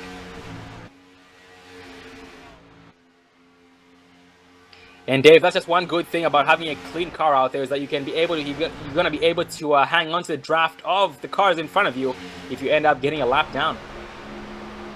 Yeah, most definitely here is, but I mean, the thing of it is we're starting to get down to the nitty gritty. 16 laps to go as they come through turns 3 and 4. I'm waiting to see these battles. I know these guys, they are going to battle. They are going to get door to door. They are going to be 3 wide, maybe even 4 wide. I don't know, but it's a possibility here as these laps are ticking down. Okay, but for the back in the pack, we do have a few different packs, smaller packs. We have 1x5 of Austin Moore, who is being pushed by the 59 of David White. These guys are backing off for each other because one might not be able to keep up with the other. The 59 of David White tries to get to the 5 of Austin Moore to try and increase that speed, to increase their chances of catching up to that lead pack. Their next opponent will be the 17 of Jerome. Oh, and Dave, we have one driver with a motor that is not running. That's the 88. James O'Brien on the apron right now, coasting down pit road. Yeah, it's highly unfortunate, but as you said, we will see him the rest of the season. We will see him up front and battling. He is just got unlucky and got caught up in some incidents today, but he is still trying to coast that down onto pit road as he is right now at the entrance. But that's highly unfortunate for our great driver, the 88 of James O'Brien. Yeah, looking at it, Dave, he did blow up. He did blow that motor similar to the 4 of Sammy Holmes, but the only difference is that the 88 of James O'Brien was actually running on his own, but that engine did overheat because of that front end damage, not allowing any air through that car to cool that motor. Right now, going back up front, that 95 Jeffrey Ford still pushing the 24 of Corey Blevins. These guys pushing about 188 to about 190 miles an hour on the back stretch of the 95 of Ford. Does back it down to cool that motor, but the 6 of Matos is still helping the 95 of Ford maintain the gap in between him and the 24 of Blevins. Well, as we jump here into the in-car, looking to see what Jeffrey Ford's looking out of his windshield, but looking in his rearview mirror, he sees that 6 of Maddox all over his bumper here as he drifts up just a little, trying to get a little air into that engine here.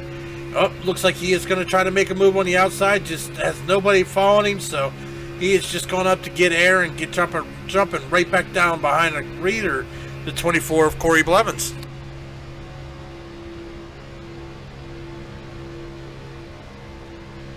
And we do now have about 13 laps remaining. Once across start finish line, we will have 12 laps to go. And we have had 2 more drivers retire early for the night. 654, Josh Conquer being one of them. And also Craig Hawkins, an additional driver this season. That was the 23 of Corey Blevins, currently being shown in 23rd spot, multiple laps down. And Dave, these guys just riding single file up front. Something tells me they are trying to set each other up. Well, with 12 laps to go, I mean, that's what I would do. I'd be riding back there, just biding my time. Don't want to make a move too early because we know that outside line is fast. So you just kind of want to ride and just pick your spot, figure out who you're going to work with, how you're going to work with them. And probably about 5 laps to go is when it's going to get real exciting and dicey with these guys up front. Yeah, but at the moment, these guys are just pretty much trying to fool each other into thinking, or telling themselves into, I guess, fooling each other by telling themselves that they're content with riding, and they're content with the position they have right now. But at the very end, they will catch the other drivers off guard after earning their false trust and getting around them, as though they will be sitting still. And right now, they did get around the 41 of Chris Perez. Not 41 of Chris Perez right now, challenging 48 of Markel Murphy. So Markel Murphy was able to get around the 41 of Chris Perez, as that 48 of Murphy is trying to get his lap back the hard way, being the first car a lap down.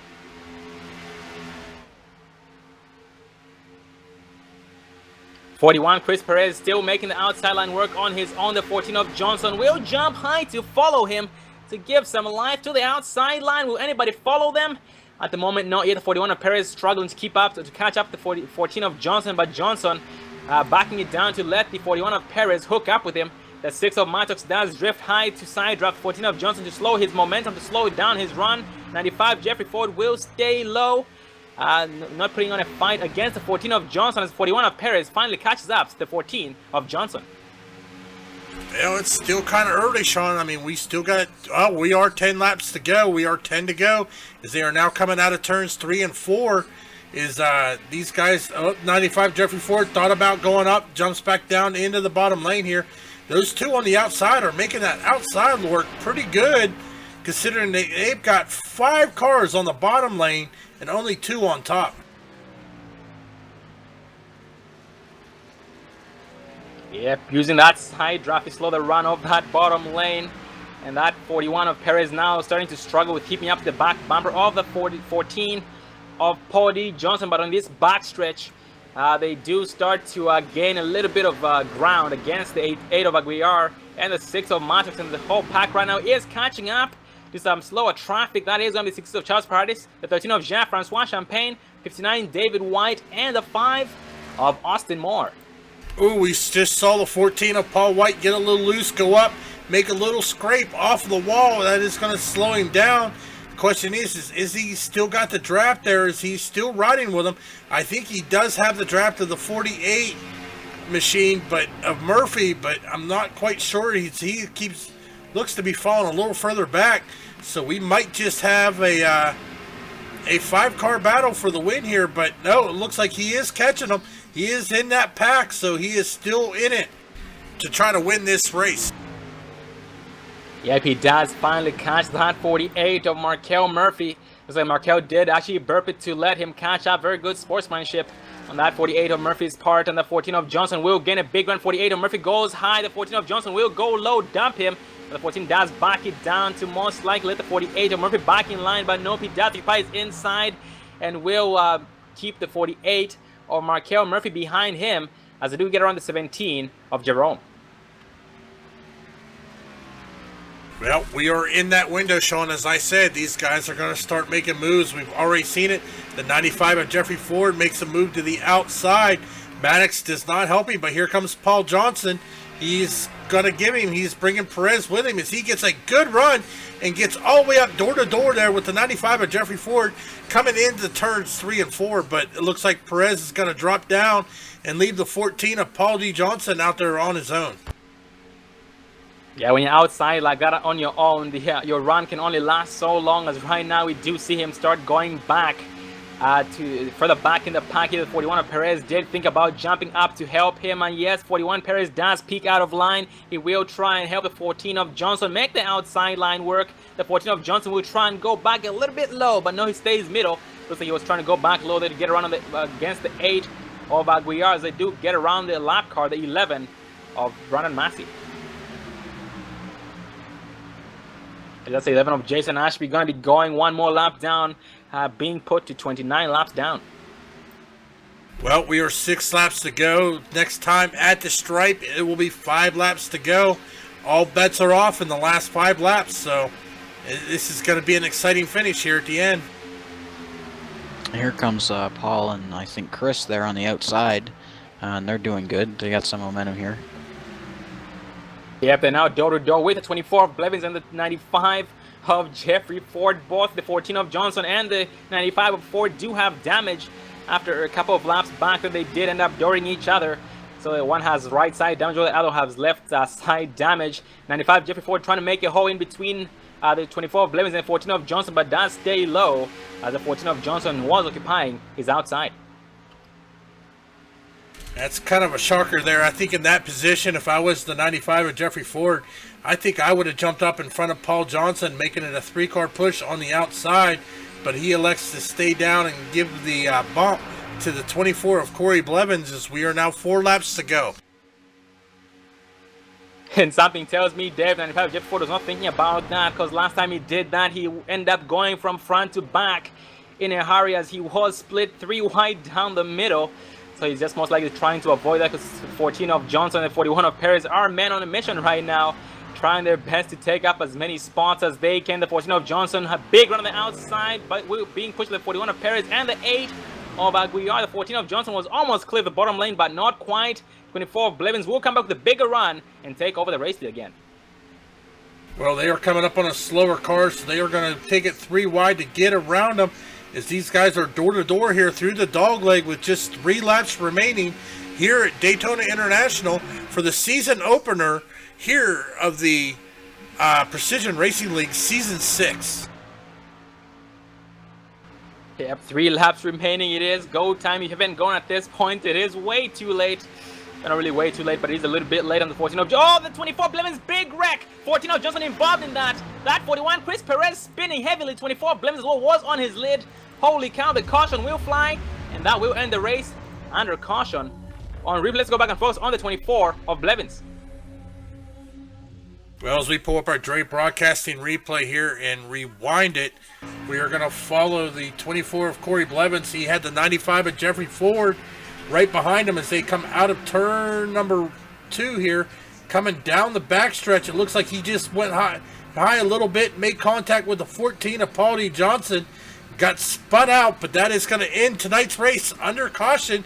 And it looks like the 95 of Jeffrey Ford is going to be our race winner here tonight. Yeah, that's going to be, I'd say, a little bit controversial there, considering how he got the lead there. But, I mean, we'll see. Yeah, it was very, very unfortunate for all drivers involved in that. As that 24 of Corey Blevins did have the worst end of that deal. He was on his lid. He was on his roof. Just hope he's doing okay. But right now he is currently being shown in the 5th place spot behind the 14 of Paul D. Johnson. And our top 3 is going to be 95 Jeffrey Ford, the 8 of Aguiar, and the 6 of Steven Mattox. Well, what a way to kick off our season opener here tonight, Sean. These guys have definitely battled it out. Great job by all these guys. They are just put on a heck of a show for all the viewers, both on the Dre Broadcasting YouTube channel and also on the iRacing.com live portal, is we are seeing the 95 of Jeffrey Ford, who did not have a win all of last season, is going to walk away with a win here tonight at Daytona International. Yeah, and Dave, this race was not the best for everybody out there. We did have a lot of unhappy drivers tonight. And we are going to be having only 6 drivers finishing on the lead lap out of a 31 car field starting tonight's race. So Dave, we do have something to look forward to next week at Phoenix Raceway, as these drivers, all the drivers who had a bad night tonight, will try their best to redeem themselves.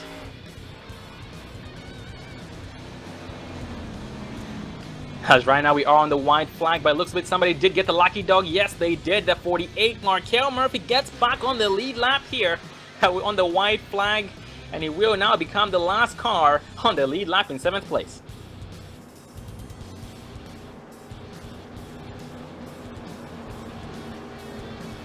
Looking at it right now, Dave, the heaviest mover we've had in the whole of tonight's race, the 6 of Steven Mattox, starting 29th and finishing the 3rd place spot.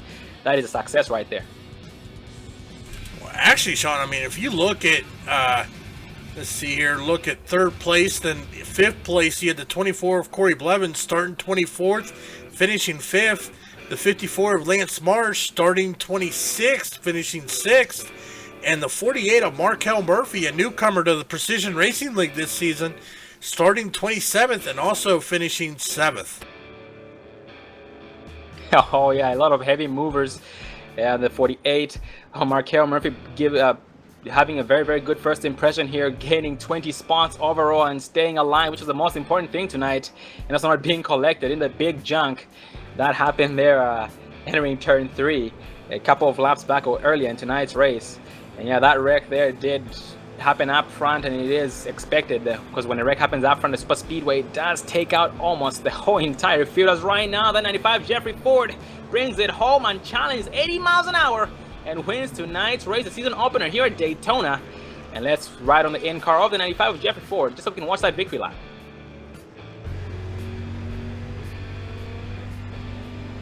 And ladies and gentlemen, we are going to interview the top 3 drivers: 95 Jeffrey Ford, the 8 of Steven Aguiar, and the 6 of Steven Mattox. So stay tuned.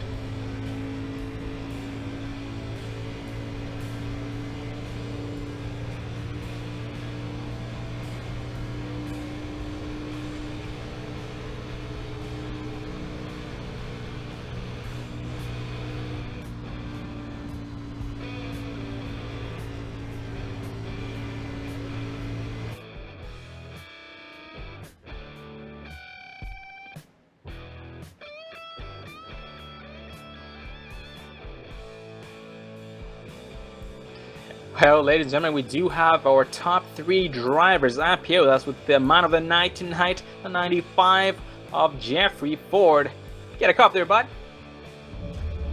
I got you, buddy. Well, Jeff, you did put on an amazing show tonight, but before we start that interview, let's actually watch that smoke show.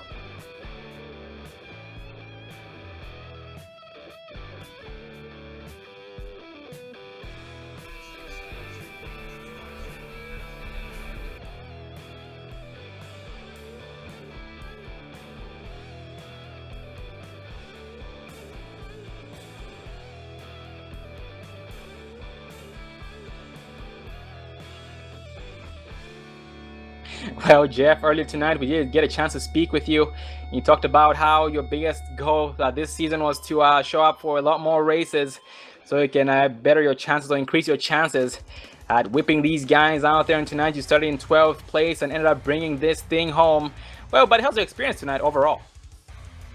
Oh man, it's just good to finally get my first win in PRL. These guys are fast, but I didn't do it alone tonight. I had a lot of help with the number 6 car, Steven Maddox. So, man, it takes a team effort here at Daytona. Oh, absolutely, and that is very, very nicely said. And yeah, you guys did do an amazing job. You did execute some excellent pit stops by looks of it. When you're going down period for your final pit stop of the night, you were going down very, very hot with your tires smoking heavily, but you were still able to back it down in time, down to 60 miles an hour to avoid getting that penalty. And next week we are going to be at Phoenix Race. What should we expect from you next week at Phoenix, buddy? I like Phoenix. It typically is one of the better tracks for me. So, yeah, I'm looking forward to Phoenix. 10-4, Jeff. Well, Jeff, we'll let you go, but any final words? Nah, just thanks for Maddox for pushing me all race, and you guys for broadcasting, and Sammy and all the work those guys do. Sammy and all the work those guys do in the for the league there, and you guys broadcasting. So yeah, just happy right now. Well, Jeff, we want to congratulate you once again on tonight's win here for the season opener. Very, very good start to the season. We look forward to seeing you again next week at Phoenix Race. Well, have a good night, buddy, and a good rest of the week. Thank you, Sean. Well, ladies and gentlemen, that was tonight's race winner, the 95, Jeffrey Ford. But right behind him is another driver, another beast here at the Precision Racing League, the 8 of Steven Aguiar. You got a cup there, Steve?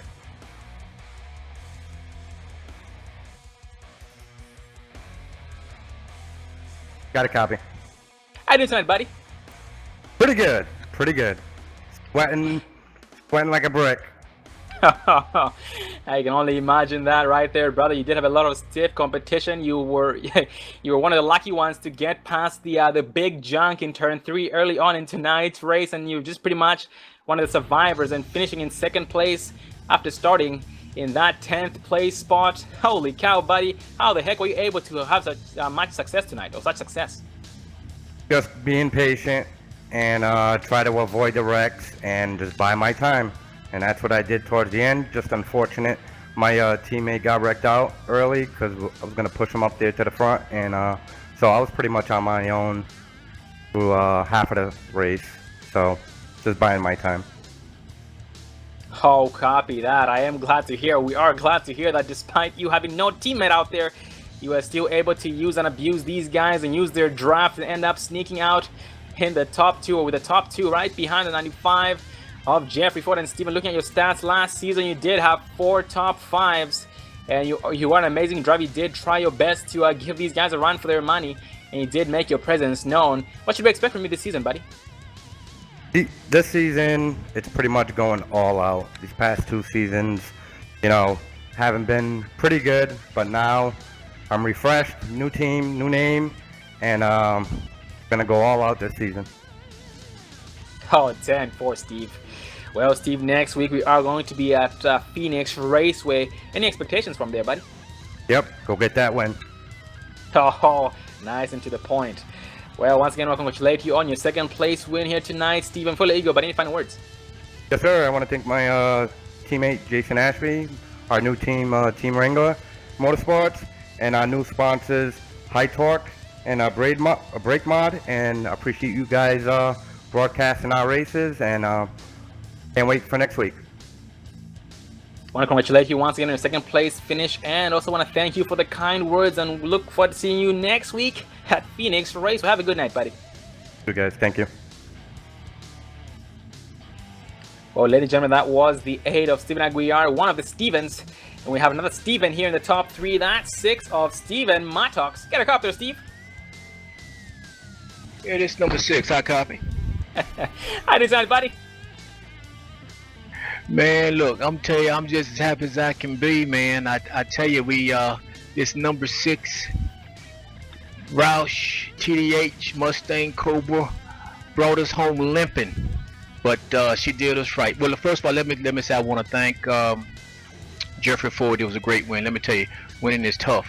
Winning is real tough, and in this league, it's even tougher. They make you work for every little thing. So congratulations to him and his team, and also Steven Aguiar.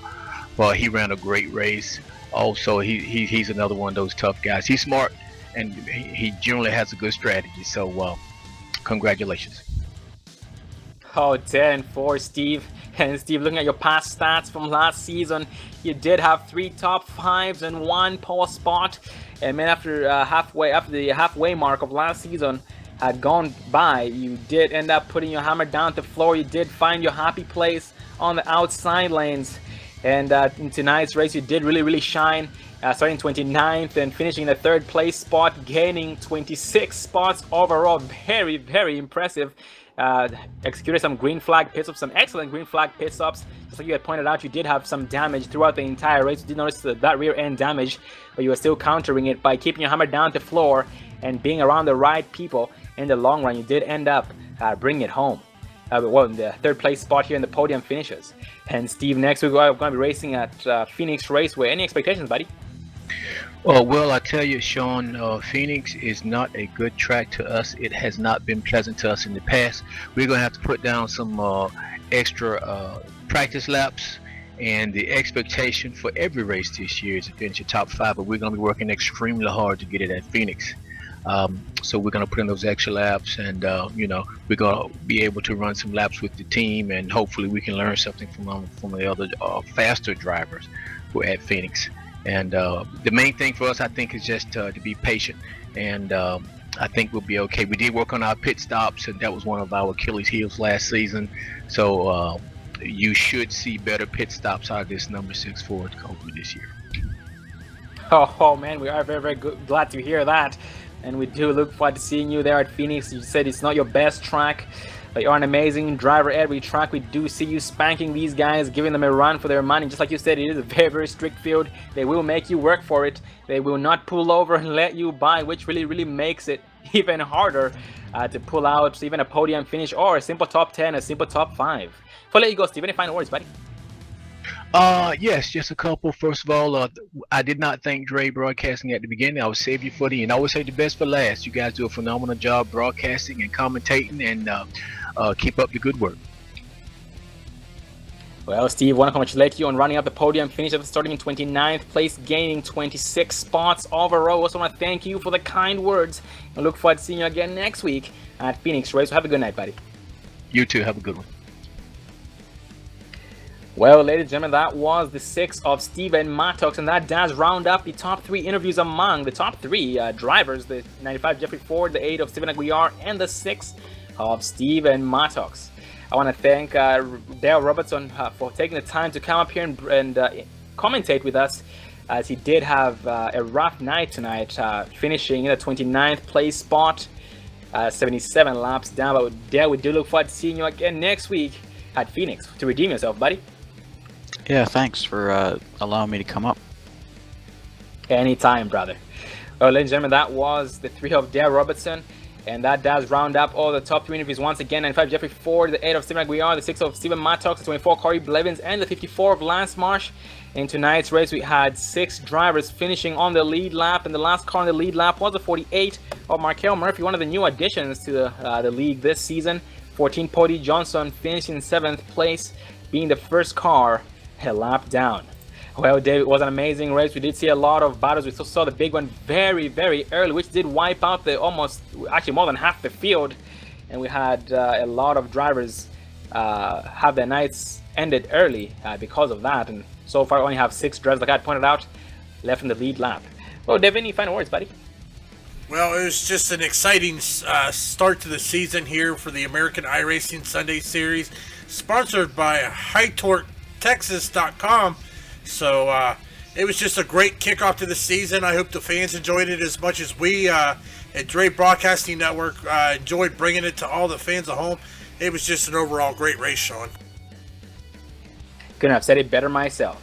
And once again, ladies and gentlemen, thank you for joining us tonight for the Precision Racing League season opener for the American iRacing Sunday Series. Just like David pointed out, sponsored by HighTorqueTexas.com. The spelling of that is HyTorqueTexas.com, and they do specialize in hydraulic torque wrenches. Also want to thank 13 of Jean-Francois Champagne and the 14 of Poddy Johnson for making this all possible. But next Sunday here at the Precision Racing League, we will be racing at Phoenix Raceway. These guys will try to redeem themselves, because tonight more than half of them were out early and finished more than one lap down, which did really not be wasn't really a good thing for them in the points, and not a good impression. But they will try their best to redeem themselves in that one. And the next broadcast we have is the Extreme Motorsports Camping World Truck Series on Tuesday night, which will be chase race number 4 at Michigan International Speedway. So we do look forward to seeing you there. Well, ladies and gentlemen, I am Sean Zulu and Dave Everly, being joined by a special guest tonight, the trio of Darryl Robertson. And have a good night. Thanks for watching.